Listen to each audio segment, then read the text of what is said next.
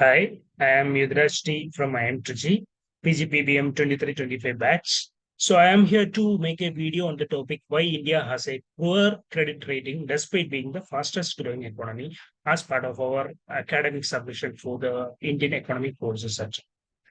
So India, the world's fastest growing major economy, presents a curious case. Despite boosting impressive economic growth, the country finds itself saddled with a credit rating that many consider undeservedly low. This disparity between economic strength and creditworthiness has significant implications, making it a topic of national debate and international scrutiny.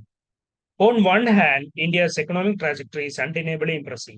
The country has consistently outpaced its peers, emerging as a global leader in economic expansion. The growth is expected to continue, with India projected to retain its position as world's fastest growing major economy.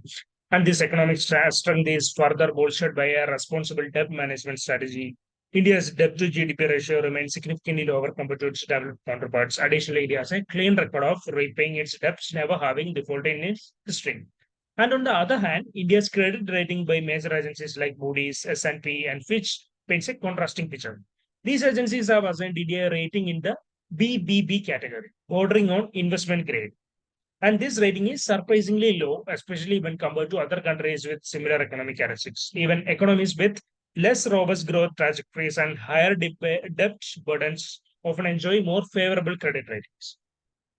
And this disparity between economic performance and credit rating raises a critical question. Why? Why is India, a high growth, low debt economy, being rated lower than some of its peers?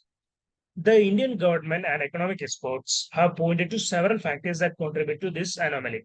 One crucial factor is the methodology employed by credit rating agencies. These agencies rely heavily on qualitative assessments alongside quantitative. And the qualitative aspect introduces subjectivity and potential bias.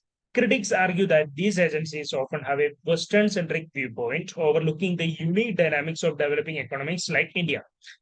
For instance, a strong public sector banking system, crucial for financial inclusion in India, might be penalized for perceived political interference by the rating agencies. So, another point of contention is the weightage given to different parameters. Credit rating agencies often assign a lower weightage to factors that demonstrate India's strengths. For example, India's high GDP growth rate might not be reflected as significantly in the credit rating as the debt to GDP ratio of a slower growing economy. And this selective emphasis can skew the overall rating and misrepresent India's true credit worthiness. Furthermore, the lack of transparency surrounding the selection of experts who make these crucial evaluations is a concern. The opaque nature of this process raises questions about accountability and potential biases. India argues for a more transparent and data driven approach to credit rating, one that takes into account the specific circumstances of developing economies. The implications of a low credit rating for India are far reaching. It translates into higher borrowing costs for government and Indian corporates. This in turn can stifle investments and hinder economic growth. A low credit rating can also discourage foreign investments, further dampening the economic progress. So, recognizing these challenges, the Indian government has actively challenged the methodologies employed by credit rating agencies. The government has presented research papers highlighting the disconnect between India's economic fundamentals and its credit rating. And these efforts aim to push for a more nuanced and objective evaluation system that accurately reflects India's economic potential. And the debate surrounding India's credit rating extends beyond the immediate economic implications. It's a microcosm of a larger conversation about the evolving global economic order. As developing economies like India rise in prominence, there is a growing need for re-evaluation of traditional economic metrics and credit rating methodologies. A system that accurately reflects the realities of diverse economies is essential to foster inclusive and sustainable global growth. In conclusion, India's case presents a compelling challenge to the established credit rating system. The country's impressive economic growth and responsible debt management stand in the stark contrast to its low credit rating.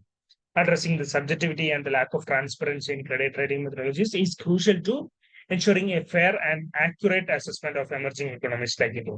As India continues on its growth trajectory, the world will be watching to see if the credit rating agencies can adapt and evolve to reflect the changing landscape of the global economy. Thank you.